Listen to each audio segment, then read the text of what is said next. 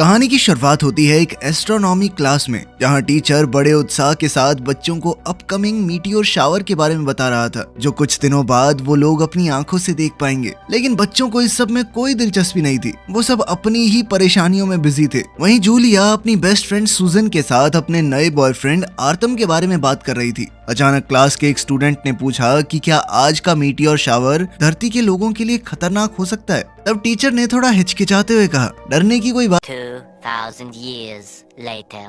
नहीं है, बहुत छोटे टुकड़े आ रहे हैं, वो पृथ्वी की ऊपरी सतह पर ही जल के राख हो जाएंगे। खैर, फिर स्कूल के बाद आर्तम जूलिया को लेने आया और जूलिया ने अपनी फ्रेंड को अकेला छोड़ दिया। बाद में घर पर जूलिया का सामना अपने पिता कर्नल वैलेंटाइन से हुआ, जहां उनके बीच में थोड़ी बहसबाजी हुई। असल में जूलिया अपने दोस्तों के साथ मीटियोर शावर देखने जाना चाहती थी, लेकिन उसके पिता ने मना कर दिया क्योंकि उनका मानना था कि बहुत ज्यादा भीड़ हो जाएगी वहाँ पे, भगदड़ का खतरा होता है, ऐसी जगहों पे नहीं जाते। मगर जब जूलिया ने अपने बॉयफ्रेंड को ये बताया तो उसने कहा कि कोई नहीं, मैं चुपचाप तुझे बाहर निकाल लूंगा। इसी बीच एक स्पेसक्राफ्ट उन मीटियोराइट्स के बीच में दाखिल हुआ। तभी अचानक रशियन मिलिट्री ने डिटेक्ट किया कि एक यूएफओ तेजी से उनकी तरफ आ रहा है। उन्हें शक हुआ कि कहीं ये नेटो का कोई काम तो नहीं, और उन्होंने तुरंत इंटरसेप्टर भेजे इस यूएफओ को गिराने के लिए। वहीं दूसरी तरफ लोकल लोग खुले इलाकों में जमा होने लगे थे, जिनमें जूलिया और आर्थम भी शामिल थे।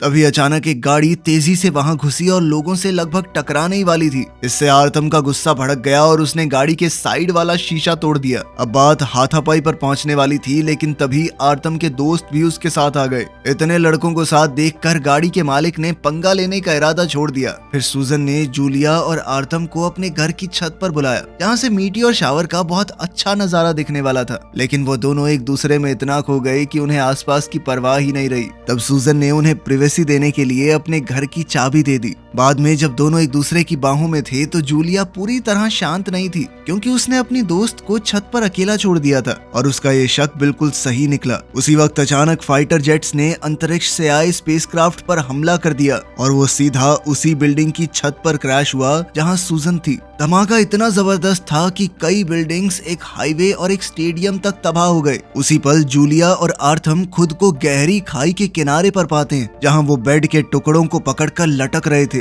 खुशकिस्मती से आर्थम ने किसी तरह जूलिया को बचा लिया और उसे उस आधे टूटे घर से बाहर निकाल लिया। इस दुर्घटना के बाद पूरा इलाका मिलिट्री और पुलिस ने सील कर दिया। कर्नल वैलेंटाइन और पार्लियामेंट के रिप्रेजेंटेटिव मिखेल ने एलियंस से संपर्क करने का फैसला किया ताकि उनके मकसद को समझा जा सके। तभी स्पेसक्राफ्ट से 2 मीटर लंबा रोबोट जैसा क्रीचर बाहर आया। मिखेल ने उसका धरती पर स्वागत किया, लेकिन वो इतना ज्यादा घबराया हुआ था कि उसे हार्ट अटैक ही आ गया। खैर, बाद में वैलेंटाइन ने पार्लियामेंट को बताया कि एलियंस ने क्या कहा। उन्होंने गुजारिश की थी कि कोई भी उनके जहाज के पास ना आए जब तक वो अपने जहाज की मरम्मत करना चाहते हैं। फिर वो वापस अपने प्लेनेट वापस चले जाएंगे, क्योंकि एलियंस ने खुद से कोई हमला नहीं किया था, उल्टा हमला तो उन्होंने किया है बिना उनकी बात सुने। इसलिए वैलेंटाइन ने कहा कि हालात की नजाकत को देखते हुए बिना किसी लड़ाई के हमें उन्हें जाने देना चाहिए। वहीं दूसरी ओर जूलिया को हॉस्पिटल के कमरे में होश आया। तब टीवी न्यूज पर उसे पता चला कि स्पेसक्राफ्ट क्रैश ने पूरे शहर में तबाही मचा दी थी। तभी उसकी नजर सुजन के हेडफोन्स वाले पैकेज पर पड़ी, जिसमें उसकी मौत की डेट लिखी थी। ये देखकर जूलिया पूरी तरह टूट गई। बेहद परेशान होकर उसने आर्थम को ढूंढा और उसके साथ हॉस्पिटल से भाग गई। फिर थोड़ी देर बाद कर्नल वैलेंटाइन आर्मी के व्हीकल में हॉस्पिटल पहुंचा। उसे आर्थम कुछ खास पसंद नहीं था, लेकिन फिर भी उसने उसका शुक्रिया अदा किया क्योंकि उसने जूलिया की जान बचाई थी। फिर घर जाते वक्त जूलिया ने अपने पिता से पूछा कि आगे क्या होगा, मगर वैलेंटाइन ने बताया कि शहर में कर्फ्यू लग चुका है और अब स्कूल के बाद सभी स्टूडेंट्स को सीधा घर जाना होगा। लेकिन जूलिया के लिए रेस्ट्रिक्शन यहीं खत्म नहीं हुई। वैलेंटाइन अपने काम में इतना बिजी रहने वाला था कि वो उसका ध्यान नहीं रख सकता। इसीलिए उसने जूलिया की देखभाल के लिए उसकी दादी को बुला लिया, जिस पर जूलिया काफी चिढ़ गई। खैर, अब हालात कुछ ऐसे थे कि स्टूडेंट्स को मिलिट्री व्हीकल्स में स्कूल ले जाया जाने लगा। स्कूल के अंदर सुजन की याद में एक मेमोरियल रखा गया, जिसने जूलिया के अंदर का दर्द और एलियंस के लिए नफरत और ज्यादा बढ़ा दी। फिर क्लास के दौरान टीचर ने स्टूडेंट्स को समझाने की कोशिश की कि उन्हें एलियंस को दुश्मनी भरी नजरों से नहीं देखना चाहिए। उसने कहा कि इतनी बड़ी दुर्घटना के बावजूद इंसानों के पास एक मौका है कि वो एलियंस की दुनिया को समझ सकते हैं, अंतरिक्ष में जो राज छुपे हुए हैं उन्हें जान सकते हैं। मगर जूलिया के दिल में सिर्फ गुस्सा और नफरत थी। उसने टीचर की बातों को बिल्कुल गलत समझा और वो तो चाहती थी कि इन एलियंस को जल्दी से यहाँ से भगा दो। 2000 years later. तो बस फिर घर जाकर जूलिया ने अपने पिता की तिजोरी में से एक पिस्टल चुरा ली। कर्फ्यू से 1 घंटा पहले वो आर्थम के गैराज पहुंची, जहां उसके दोस्त पहले से मौजूद थे। उन सब के अंदर एलियंस के खिलाफ गुस्सा भरा हुआ था, क्योंकि वो बिना इजाजत के उनके प्लेनेट पर घूम रहे हैं। उसी वक्त जूलिया ने अपने दोस्तों से कहा कि बातें करने से कुछ नहीं होगा, और उसने चोरी की हुई पिस्टल सबके सामने दिखा दी। उन्होंने प्लान बनाया कि एक सुनसान बिल्डिंग के जरिए हम वहां तक पहुंचेंगे। एक खुफिया रास्ता है जहां से सीधा स्पेसक्राफ्ट तक पहुंचा जा सकता है। इसके बाद आर्थम ने जूलिया को आगे के खतरों के बारे में सावधान करते हुए गाड़ी के अंदर ही इंतजार करने को कहा। वहीं अंदर स्टोर में लड़कों को जमीन पर एक अजीब सा गोल डिवाइस मिला। उन्होंने सोचा कि क्रैश लैंडिंग के दौरान शायद ये गिर गया होगा, मगर वहीं जूलिया आर्थम की बात को नजरअंदाज करते हुए सूजन के अपार्टमेंट तक चली गई थी। वहां उसने उन दोनों की तस्वीर देखी और अपनी दोस्त का आखिरी वॉइस मेल सुना, जिससे उसकी आंखें भर आई। तभी अचानक उसके सामने एक एलियन आ गया। डर के मारे जूलिया ने बिना सोचे समझे उस पर गोली चला दी। फिर पीछे हटते हुए वो बैलेंस खो बैठी और नीचे गिरने ही वाली थी कि ऐन वक्त पर एलियन ने उसका हाथ पकड़ लिया और उसे गिरने से बचाया। उसी पल में जूलिया ने देखा कि एलियन का चेहरा कुछ पलों के लिए इंसान जैसा लगने लगा था। इतने में आर्थम और उसके दोस्त जूलिया की आवाज सुनकर वहां पहुंच गए और उन्होंने एलियन पर हमला कर दिया। उनके हमले की वजह से एलियन बैलेंस खो बैठा और गिर गया, जिससे उसका एक्सोस्केलेटन अलग हो गया। फिर उनके ग्रुप ने देखा कि वहां एक खाली सूट पड़ा है जिसमें लाल लिक्विड भरा हुआ था। तब उन्होंने फैसला किया कि इसे गैराज ले जाकर इस पर रिसर्च करेंगे। इधर धूल और मलबे के बीच जूलिया को एक जख्मी एलियन का शरीर मिला, और हैरानी की बात यह थी कि वो एक नॉर्मल लड़के जैसा दिख रहा था। मगर उसने ये बात किसी को बताई नहीं और बाकी सबके साथ वहां से निकल गई। उस रात जूलिया सो नहीं पाई और एलियन के बारे में ही सोचती रही। फिर सुबह होते ही उसने अपने पिता की गाड़ी चुरा ली और वापस रेस्ट्रिक्टेड एरिया में पहुंच गई। उस एलियन की हालत बहुत खराब थी, वो बेहोश हो गया था। इसीलिए जूलिया ने उसे जैसे तैसे बिल्डिंग से बाहर निकाला। फिर स्कूल में जूलिया ने अपने क्लासमेट गूगल से मदद मांगी और कहा कि क्लास छोड़कर निकलते हैं ना। बाद में जब गूगल ने ट्रक में एलियन का शरीर देखा तो वो अपनी खुशी पर काबू नहीं कर पाया। खैर, फिर उसने जूलिया को बताया कि एलियन के शरीर की बनावट काफी हद तक इंसानों जैसी है और उसे बचाने के लिए उस लाल लिक्विड का ट्रांसफ्यूजन करना जरूरी होगा। इसके बाद अपने पिता के नाम का इस्तेमाल करके जूलिया ने हॉस्पिटल के पास का जुगाड़ किया और चुपके से एलियन को ऑपरेशन रूम तक ले गई। फिर गूगल की मदद से उसने अपना खून एलियन के शरीर में ट्रांसफर किया। इसके बाद थोड़ी देर के लिए एलियन होश में आया और उसका शुक्रिया अदा करते हुए जूलिया को एक अजीब सा ब्रेसलेट दे दिया। बाद में वो दोनों उस एलियन को गैराज में ले गए और उसे बांध दिया। फिर जूलिया घर वापस आई 2000 years later. ताकि फ्रेश हो सके, मगर जब वो नहा रही थी तब उसने देखा कि ब्रेसलेट अपने आप एक हाथ से दूसरे हाथ में जा सकता है और वो उसे पानी को कंट्रोल करने की ताकत भी देता है।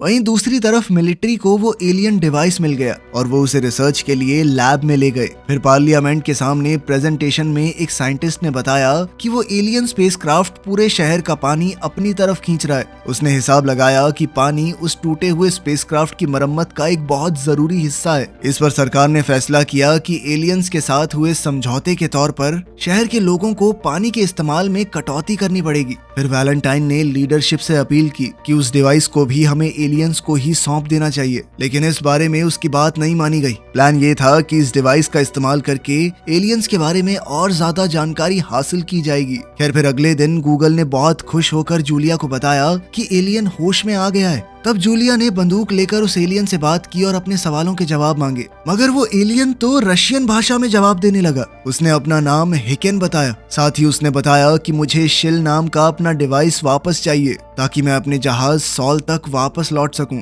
लेकिन जूलिया के मन में अभी भी एलियंस के लिए नफरत थी और उसने थोड़ी बदतमीजी से बात की। तब हिकेन ने आराम से कहा कि मैं तुम्हारी भावनाओं को समझ सकता हूँ। इस पर जूलिया ने थोड़ा चिढ़कर उसे अपने पिता के पुराने कपड़े पहनने को कहा और साथ ही ये भी कहा कि जल्दी यहाँ से निकल जाओ। तब हिकेन ने बिना कुछ कहे उसकी बात मान ली, लेकिन उसे पृथ्वी की सड़कों के कानूनों के बारे में कुछ भी नहीं पता था। उसका अजीब हुलिया देखकर पेट्रोल ऑफिसर्स का ध्यान उस पर गया और वो उसे एक नशेड़ी समझकर पुलिस स्टेशन ले जाने लगे। इधर आर्थम और उसके दोस्त एलियन के एक्सोस्केलेटन को तोड़ने की कोशिश कर रहे थे, लेकिन उनके सारे औजार उस आर्मर के सामने नाकामयाब रहे। फिर जब उन्होंने सूट को गीले कपड़े से साफ किया तो उन्होंने देखा कि उस पर पड़े हुए निशान तुरंत गायब हो रहे थे। इसके बाद यूजीन नाम के लड़के ने अपना हाथ एक्सोस्केलेटन के अंदर डाला और देखा कि वो उसकी हर मूवमेंट को कॉपी कर रहा है। तभी अचानक सूट उसके हाथ को ढकने लगा, जिससे वो थोड़ा हड़बड़ा गया। उसी पल उसके दोस्तों ने उसे बड़ी मुश्किल से बाहर निकाला, लेकिन उनकी जल्दबाजी की वजह से उसके हाथ पर छोटे छोटे कट्स आ गए। तब डर के मारे यूजीन ने कहा कि मैं इन एलियंस के खिलाफ नहीं लड़ना चाहता, अगर ये चाहेंगे तो हमें तबाह कर सकते हैं। ये सुनते ही रस ने कहा कि तू डरपोक है, चल निकल यहाँ से। तब यूजीन ने चिल्लाते हुए कहा कि हाँ, लड़ लियो उनसे, सबसे पहले तुझे ही मारेंगे साले। खैर इसके बाद आर्थम ने फैसला किया कि वो इस खतरनाक सूट से छुटकारा पाएगा और उसने कर्नल वैलेंटाइन से मिलने का प्लान बनाया। फिर अपने दोस्तों के साथ वो एक चेक पॉइंट पर पहुंचा, जहां लोग काफी देर तक पानी के लिए इंतजार कर रहे थे। इसी वजह से लोगों के बीच तनाव बढ़ रहा था और तभी गुस्से में एक आदमी ने पुलिस ऑफिसर पर पत्थर फेंक दिया। वो ऑफिसर हमलावर को पहचान नहीं पाया और उसे लगा कि रस ने ये पत्थर फेंका है, क्योंकि रस ने बिल्कुल वैसे ही कपड़े पहने हुए थे। आर्थम और उसकी गैंग ने अपने दोस्त को बचाने की कोशिश की, लेकिन पुलिस वालों ने उनके ऊपर भी हमला कर दिया। फिर हालात बिगड़ते देखकर आर्थम ने जल्दी से अपने दोस्तों को गाड़ी में बैठाया और उन्हें एक सुरक्षित जगह पर जाने को कहा। वहाँ पूरा हंगामा मच गया था और लोग पुलिस से नाराज थे कि उन एलियंस को पानी दे रहे हो, हमें नहीं। आर्थम ने आम लोगों को रोकने की कोशिश की और कहा भी कि पुलिस वालों पर हमला करना ठीक नहीं है। वो जख्मी पुलिस ऑफिसर की मदद करना चाहता था, लेकिन उस हड़बड़ी में बाकी ऑफिसर्स ने उसे गलत समझ लिया और उसे भी खतरा समझने लगे। फिर पुलिस वालों ने उस लड़के को डंडों से मारते हुए जबरदस्ती पकड़कर कैदियों वाली गाड़ी में डाल दिया। तभी कर्नल वैलेंटाइन वहां आया और उसने आर्थम से पूछा कि वो उसे क्या दिखाना चाहता था। उस पल आर्थम ने जख्मी पुलिस ऑफिसर की तरफ देखा, लेकिन वो ऑफिसर डर के मारे चुप रहा और ये नहीं बताया कि आर्थम उसकी मदद कर रहा था। इस पर आर्थम को पुलिस फोर्स के इस दोगलेपन से घिन आई और आर्थम ने अपना प्लान बदल लिया। उसने वैलेंटाइन को एक्सोस्केलेटन के बारे में बताने का इरादा छोड़ दिया और खुद को गिरफ्तार होने दिया। वहीं दूसरी तरफ हम देखते हैं कि हैकन को पुलिस स्टेशन ले जाया गया था, जहां उसके फिंगरप्रिंट लेने की कोशिश नाकामयाब रही। तभी हैकन ने टीवी पर देखा कि उसका डिवाइस शिल्का अब मिनिस्ट्री ऑफ डिफेंस के कब्जे में आ चुका है। वहीं कुछ समय बाद जूलिया शांत हुई और उसने फैसला किया कि वो एलियन की मदद करेगी। जब उसे पता चला कि हैकन पुलिस कस्टडी में है तो उसने अपने पापा की पोस्ट का इस्तेमाल करते हुए हैकन को पुलिस से छुड़वा लिया और वहीं पर उसकी मुलाकात आर्थम से हुई और उसने वादा किया कि मैं पापा से कह के तुम्हें भी जल्दी ही छुड़वा लूंगी। लेकिन आर्थम गुस्से में बोल पड़ा कि मुझे तुम्हारे पिता से कुछ लेना देना नहीं है, पूरा सिस्टम करप्ट है साला। फिर इसके बाद हैकर ने जूलिया को समझाया कि उसका डिवाइस मिलिट्री वालों के कब्जे में है और वो एक तरह से उसकी स्पेसशिप की चाबी है, उसके बिना वो दूसरे डायमेंशन में ट्रैवल नहीं कर सकता। तब जूलिया ने उसकी मदद करने की ठान ली ताकि वो जल्दी से धरती छोड़ सके। इसके बाद दोनों सीधा मिनिस्ट्री ऑफ डिफेंस पहुंचे, लेकिन गार्ड ने जूलिया को बिना किसी वजह के अंदर जाने से मना कर दिया। तब जूलिया ने तुरंत एक प्लान बनाया और उसने हैकन की तरफ देखकर झूठ कह दिया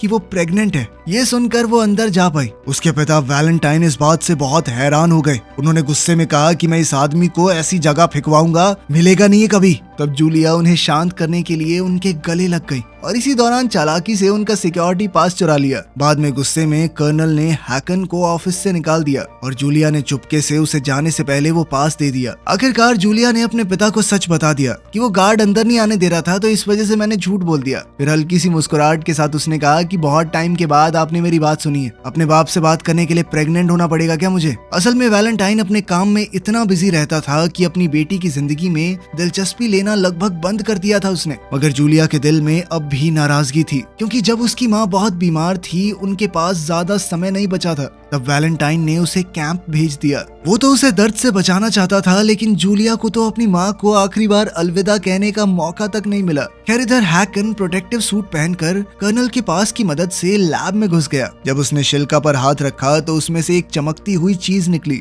जिसे लेकर वो चुपचाप वहाँ से निकल गया। इससे लैब में मौजूद लोग हक्के बक्के रह गए और कुछ पलों बाद उन्होंने बिल्डिंग में इमरजेंसी अलार्म बजा दिया और फिर वैलेंटाइन ने तुरंत जूलिया और हैकन को मिनिस्ट्री ऑफ डिफेंस से बाहर निकाल दिया। इसी बीच आर्थम भी रिहा हो गया और उसने अपने दोस्तों को बताया कि अब वो एलियंस के खिलाफ जंग छेड़ कर रहेगा। फिर जल्दी ही गैराज में लड़कों ने गाड़ी की विंडशील्ड पर लोहे की ग्रिल फिट की। उन्होंने पेट्रोल बॉम्ब्स तैयार किए और ट्रंक में कुछ बैट रख लिए। इसके बाद आर्थम ने जूलिया को कॉल करके अपनी बदतमीजी के लिए माफी मांगी। उसने उसे गैराज में आने को कहा, लेकिन जूलिया ने कहा कि मुझे अब वो सब नहीं करना। इसके बाद जूलिया ने हैकन को बताया कि कर्फ्यू से पहले बिना किसी की नजरों में आए शिप तक पहुंच पाना मुमकिन नहीं होगा, इसलिए अंधेरा होने तक एक काम करो, डिनर ही कर लो घर पे। घर पहुंचकर हैकन जूलिया के बूढ़े अंधे कुत्ते चार्ली से मिला। हैकन ने जैसे ही उसे छुआ तो उसे शॉक लगा क्योंकि उसे कुत्ते का दर्द 2,000 years later. महसूस हो रहा था। तब जूलिया ने बताया कि वो चार्ली को छोड़ नहीं सकती क्योंकि ये कुत्ता उसकी माँ ने उसे दिया था। तभी जूलिया की दादी कमरे में आ गई तो जूलिया उन्हें थोड़ी देर के लिए समझाने चली गई कि चल क्या रहा है। जब वो वापस आई तो हैरान रह गई कि चार्ली अब सब कुछ देख सकता था। तब हैकन ने उसे अपना वो डिवाइस शिल्का दिखाया और बताया कि ये बहुत ताकतवर चीज है, जिंदगी का स्रोत है ये, और इतने समय तक इसे अपने पास रखने से वो खुद भी अमर बन चुका है। इसके बाद जूलिया ने हैकन को पैनकेक्स खिलाए और धीरे धीरे उसके दिल में कुछ भावनाएं पैदा होने लगी। इसी बीच टीवी न्यूज में हैकन की फुटेज मिनिस्ट्री ऑफ डिफेंस के कैमरास में दिख गई। अब कर्नल उन्हें ढूंढते हुए जल्दी से घर पहुंचा, लेकिन जूलिया और हैकन किसी तरह वहां से बचकर निकल गए। वहीं दूसरी तरफ आर्लम ने एलियंस के खिलाफ टीम बनानी शुरू कर दी थी। वो इंटरनेट पर प्रोपोगेंडा वीडियोस डालने लगा जिसमें वो लोगों को एलियंस के खिलाफ इकट्ठा होने के लिए भड़का रहा था। उधर हम देखते हैं कि जूलिया को अपने बैग में अपनी दोस्त का आखिरी तोहफा मिला जो उसके फेवरेट आर्टिस्ट के कॉन्सर्ट की 2 टिकट्स थी। तब उसने फैसला किया कि वो हैकन के साथ वहां पर जाएगी ताकि वो भीड़ में छुप सकें और कर्फ्यू का इंतजार कर पाएं। इस कॉन्सर्ट के दौरान हैकन ने जूलिया को छुआ और टेलीपैथी की मदद से उसे अपने होम प्लैनेट ले गया जहां उसने स्वर्ग से भी सुंदर दुनिया देखी। उसने बताया कि हमारा प्लैनेट बिल्कुल तुम्हारे जैसा ही है, लेकिन वहाँ पर कोई पॉल्यूशन नहीं है। वहाँ के लोग भी इंसानों जैसे ही थे, लेकिन उन्होंने अंधाधुंध तरक्की के नाम पर अपने प्लैनेट को खराब नहीं किया। फिर हैकन ने समझाया कि मेरा मकसद धरती पर हमला करना नहीं था, वो तो बस प्यार से यहाँ पर घूमने आया था, और मिलिट्री ने उसकी शिप का पता लगते ही उस पर हमला कर दिया। मगर हैकन ने चेतावनी भी दी कि अगर कोई भी उसकी शिप पर चढ़ने की कोशिश करेगा तो जहाज का सिस्टम उन्हें पूरी तरह तबाह कर देगा। उधर कॉन्सर्ट में यूजीन ने जूलिया को किसी और के साथ देखा और उसने तुरंत इसकी खबर आर्थम को दे दी। उसी समय स्टेज पर आर्टिस्ट ने ऐलान किया कि कर्फ्यू शुरू हो चुका है और सबको यहाँ से जाना होगा। फिर जूलिया हैकन को एक सुनसान जगह पर ले गई और उसे अलविदा कहने लगी, मगर तभी दोनों अपनी भावनाओं पर काबू नहीं कर पाए और एक दूसरे को चूम लिया। उसी वक्त अचानक आर्थम का कॉल आया और जूलिया ने फोन पर ही उससे ब्रेकअप कर लिया। लेकिन अचानक आर्थम अपने दोस्तों के साथ वहाँ पहुँच गया था और उसने सीधा हैकन पर हमला कर दिया, मगर हैकन ने पलटवार नहीं किया। वो चुपचाप मार खाता रहा क्योंकि वो लोग हिंसा के खिलाफ थे। उसी पल जूलिया ने उन्हें रोकने की कोशिश की और समझाया कि तुम एक ऐसे एलियन पर हमला कर रहे हो जो सिर्फ अपने प्लैनेट पर वापस जाना चाहता है। उसने ये भी कहा कि एलियंस के बारे में हम जो सोच रहे थे गलत था, ये लोग टेक्नोलॉजी के मामले में इंसानों से बहुत आगे हैं। मगर ये सुनते ही आर्थम की आंखों में पागलपन छा गया। उसने जूलिया को पूरी ताकत से थप्पड़ मार दिया। ये देखकर हैकन के अंदर कुछ बदल गया। उसने अपने सारे उसूल तोड़ दिए और अकेले ही उसने आर्थम और उसकी पूरी टीम को हरा दिया। लेकिन इसी बीच यूजीन को जूलिया के बैग में बंदूक मिल गई और उसने हैकन पर निशाना लगाया। तभी जूलिया हैकन को बचाने के लिए खुद बीच में आ गई, जिससे गोली गलती से रस को लग गई। अब सब लोग तुरंत रस के पास भागे, लेकिन बहुत देर हो चुकी थी। जूलिया ने हैकन से कहा कि बचा लो ना इसे, लेकिन हैकन ने कहा कि अगर ये जख्मी होता मैं बचा लेता, किसी मरे हुए को जिंदा नहीं कर सकता मैं। तब तक मिलिट्री व्हीकल्स भी वहां पहुंच चुके थे और आर्थम अपने दोस्तों के साथ जल्दी से छुपने के लिए निकल गया, जबकि हैकन और जूलिया को गिरफ्तार कर लिया गया। इसके बाद आर्थम ने पाइथन से कहा कि रेजिस्टेंस ग्रुप के लोगों को इमरजेंसी कॉल करो। लोगों को भड़काने के लिए उसने जानबूझकर अफवाह फैला दी कि एलियन ने एक इंसान को मार दिया है। इस खबर को सुनते ही पहले से गुस्से में भरी हुई पब्लिक और भड़क गई। जल्द ही सैकड़ों लोग इकट्ठा हो गए। अपने दोस्त को खोने के बाद आर्थम ने अब लोगों को भड़काना शुरू कर दिया कि ये पुलिस एलियंस को बचा रही है। हम सरकार के खिलाफ लड़ते हुए एलियंस को खत्म करेंगे और इस देश पर हमारा राज होगा। गुस्से में लोगों ने हथियार उठा लिए ताकि वो अपनी जमीन को एलियंस के कब्जे से बचा सकें। अब आर्थम खुद गैराज वापस गया और एक्सोस्केलेटन को पहन लिया ताकि लड़ाई में उसे ताकत मिल सके। इधर जूलिया और हैकन को एक मिलिट्री चेक पॉइंट में बंद करके रखा गया था। जल्द ही कर्नल वैलेंटाइन भी वहां पहुंच गया। जूलिया ने अपने पिता को समझाने की कोशिश की कि लोग शिप के पास नहीं जा सकते। अगर ऐसा हुआ तो सेल्फ डिस्ट्रक्ट सिस्टम एक्टिवेट हो जाएगा, जिससे पूरा शहर तबाह हो सकता है। लेकिन तब तक भड़के हुए लोगों ने सिक्योरिटी तोड़ दी थी और रेस्ट्रिक्टेड एरिया तक पहुंच गए थे वो। फिर जल्द ही एलियन शिप से रोबोट्स बाहर आए जो अपनी टेक्नोलॉजी की सुरक्षा करना चाहते थे। इंसान बहुत ज्यादा भड़के हुए थे, फिर भी रोबोट्स ने कोशिश की कि इंसानों को नुकसान कम से कम हो। जल्द ही मिलिट्री भी जंग में उतर गई ताकि हालात को और बिगड़ने से रोक सके। तब वैलेंटाइन ने अपनी बेटी की बात को ध्यान से सुना और उसने माना कि मैं सच में तुम्हारी मदद करना चाहता हूँ, लेकिन उसके अंदर उसे खो देने का डर भी था। खैर फिर अपना मकसद पूरा करने के लिए जूलिया ने बहुत बड़ा कदम उठाया। उसने बंदूक उठाकर अपने पिता को मजबूर किया कि आर्मर्ड व्हीकल की चाबी दे दो मुझे। फिर जूलिया और हैकन सीधा स्पेसशिप की तरफ निकल पड़े, मगर रास्ते में पागल हो चुका आर्थम उन पर टूट पड़ा और उनकी गाड़ी को उलट दिया। तभी हैकन बाहर निकला और उसकी आर्थम के साथ जबरदस्त लड़ाई शुरू हो गई। अब 2000 years later.